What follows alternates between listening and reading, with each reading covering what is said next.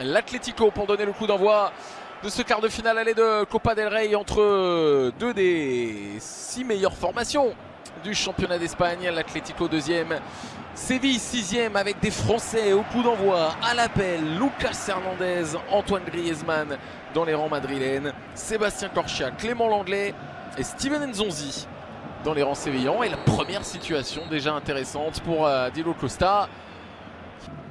Et son vent de réussite d'ailleurs, puisque il a contre Montella des statistiques qui ont fait un peu parler l'Espagne, d'une victoire, un nul et 3 défaites. Attention à cette frappe, cette première occasion. Bon ballon là.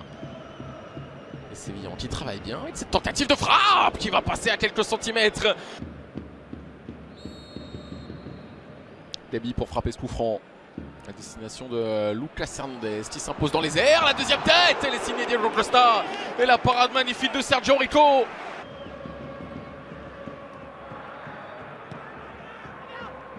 l'instant, les Sévillans qui font leur match, qui se montrent intéressants dans l'utilisation du ballon avec encore une fois un gardien obligé de s'illustrer. Griezmann. La récupération, encore une fois, ce pressing a apporté ses fruits. Griezmann qui tente sa chance, c'était flottant. Diego Costa qui fait parler sa puissance forcément face à Pablo Sarabia. Récupération néanmoins des Sévillans avec un coup intéressant à jouer. C'est un 3 contre 3 pour Sarabia, négocié avec l'appel de Correa. Il est servi face à Moya. La parade splendide de Moya qui fait oublier le temps d'un arrêt. Jan Oblak absent aujourd'hui.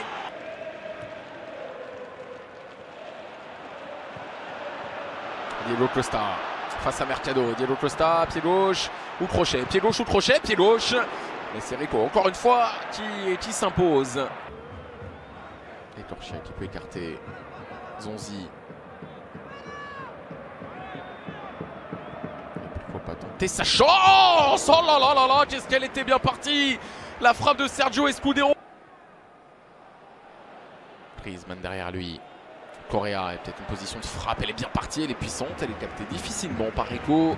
Point de Griezmann légèrement dans le dos d'Angel Correa, le ballon néanmoins il va être négocié par Juan Fran. Non, une touche, c'est bien fait pour donner de la vie et de la vitesse.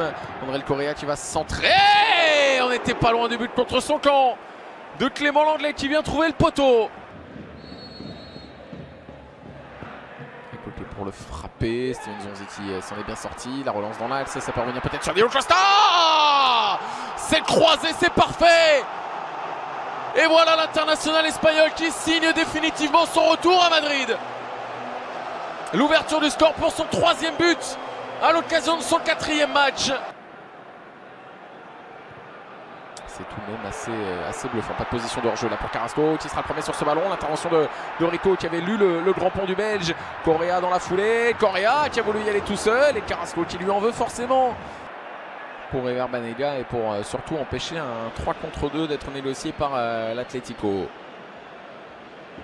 Correa, Joaquin en l'occurrence. Et non pas Joaquin, le joueur. Miguel André Moya qui ne peut rien faire sur ce ballon dévié et qui le claque me semble-t-il dans son but. C'était pas cadré ce ballon là. C'était pas cadré, c'est une certitude. C'est Moya contre son camp me semble-t-il qui vient mettre ce ballon dans ses filets.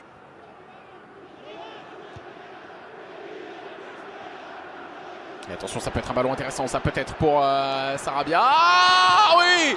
Oh oui, c'est au fond des filets, c'est Correa. C'est Joaquin Correa qui offre la victoire à Séville pour l'instant à 2 minutes de la fin du temps réglementaire de cette rencontre. Les Sévillans étaient menés 1-0, ils sont revenus. Coup du sort, l'erreur de Moya et coup de talent. Ce geste de Correa. Correa qui plonge donc l'Atlético dans un scénario bien compliqué pour une qualification. Attention à Diego Costa. Oh, il est bien revenu Clément Lenglet. Et il remporte finalement son duel avec l'international espagnol.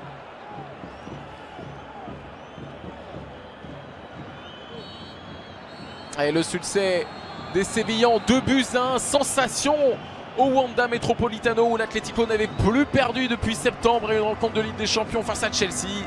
C'est bien Séville pourtant en crise de résultats avec 5 matchs consécutifs sans victoire en Liga qui s'impose l'acte de naissance peut-être de Vincenzo Montella.